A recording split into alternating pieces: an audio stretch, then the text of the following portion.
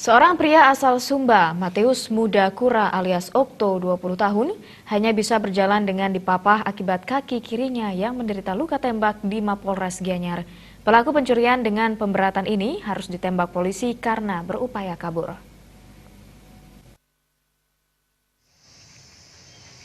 Kasat Reskrim Polres Gianyar AKP Denny Septiawan menjelaskan pelaku ditangkap setelah terbukti mencuri 1 unit HP merek Samsung dan uang tunai senilai Rp1.000.000 milik korban Mujiono yang juga pekerja proyek di seputaran Desa Tegalalang, Kecamatan Tegalalang.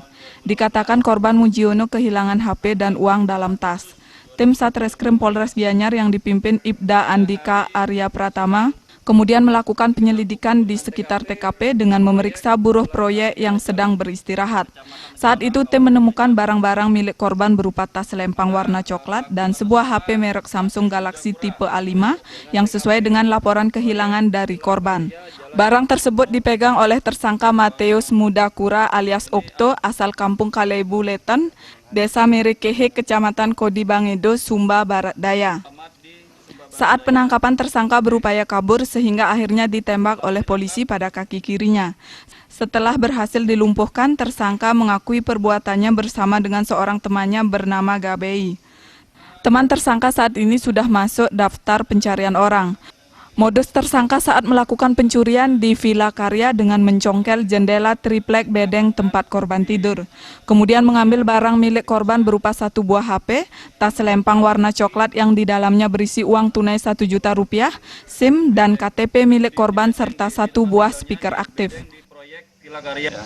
Jadi pada waktu penangkapan, tersangka berbelit-belit dan memberikan keterangan-keterangan yang tidak sebenarnya.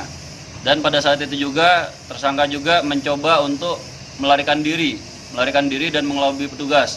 Hingga akhirnya terhadap tersangka kami lakukan upaya paksa dengan tindakan terukur, yaitu kami melakukan penembakan. Bekerja ini kurang uangnya dan mencuri gitu. Bukan nggak ada niat ya untuk curi, tapi dia teman atas saya. Oh, diajak teman? Iya, diajak. Aku.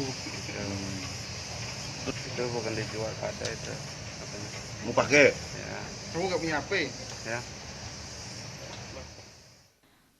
Mempertanggungjawabkan perbuatannya, tersangka Okto dikenakan pasal 363 tentang pencurian dengan pemberatan dengan ancaman hukuman selama-lamanya 7 tahun penjara. Manik Bali Pos Biro Gianyar melapor.